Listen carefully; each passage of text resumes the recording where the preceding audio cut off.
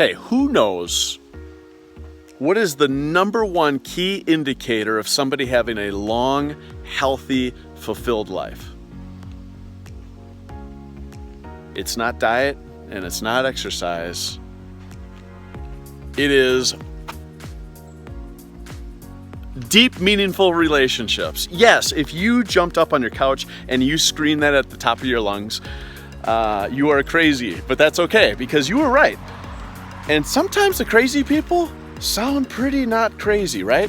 But yeah, that's exactly what it is. It's going to be the healthy, just deep connections that you have with people that is like basically the primary indicator, or it's probably the best telltale sign that somebody is going to live a very full life and a long one at that. So I always like, the last year I've learned that from several thought leaders on, people that are just biohacking, physiology and metabolic flexibility and nutrition and longevity and anti-aging. And I thought it was really interesting that for so long you always hear diet and exercise. And, during this quarantine, here we are feeling a little bit, almost dismembered from one another.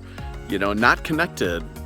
Some people are afraid to, go into stores or, say hello or shake a hand. I mean, I'm a guy that loves to hug people. You know how much torture I've been through? This is nuts.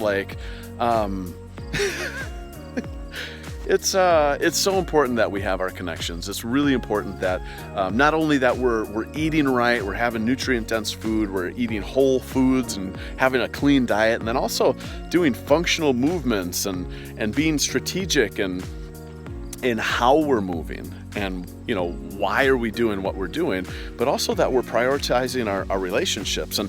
And what I know about some go-getters, and I know about people that would do a challenge like this, is that they are driven. And you are probably that kind of a person that says, hey, I'm gonna contend for some change in my life and some growth. And many times what can happen with ambitious people is that we can forsake relationships and connection as we chase our dreams and as we chase, these rhythms or these methodologies in our lives for the best versions of ourselves. And really the best versions of ourselves is only the one that exists with the people that are important to us. Those are the people that, complete us, and not to get all Jerry Maguire and everything like that, but we actually are. We are fashioned for intimacy and for relationship. We're created to need one another. So, when we talk about mindset, we talk about habits and lifestyle, I can't not talk about connections and relationships. And I want you to ask yourself, and grab a sheet of paper, or maybe this will just be tattooed into your mind, who are the 5 people that I want to surround myself with? Like, who are those people? And what I want you to do is I want you to encourage each and every one of those 5 people. And maybe there's 10 people and you're an overachiever, right? So you got 12 because Jesus had 12 disciples. It's like, let's start at 5. If you're like, man, I don't know a lot of people, I just moved here, whatever. Like, okay, start with a few.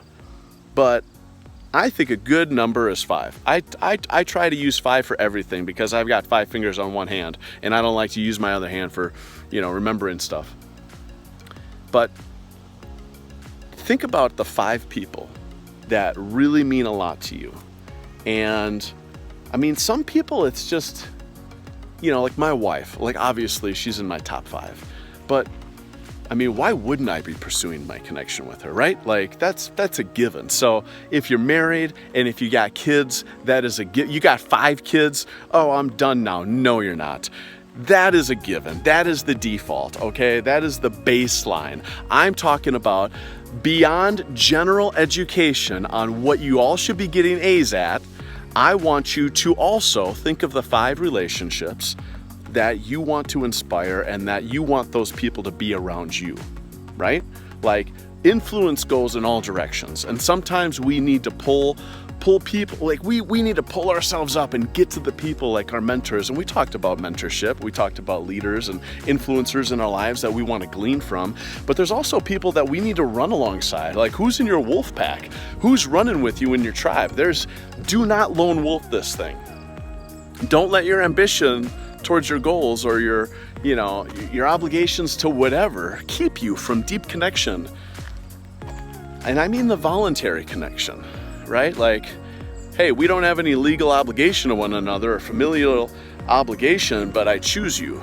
I choose to be in your life, and you're important to me, and I want to be running alongside you. I want you to think of those. I want you to write those people's names down, and I want you to schedule in your phone what you feel led to do as far as how often should you be connecting with these people.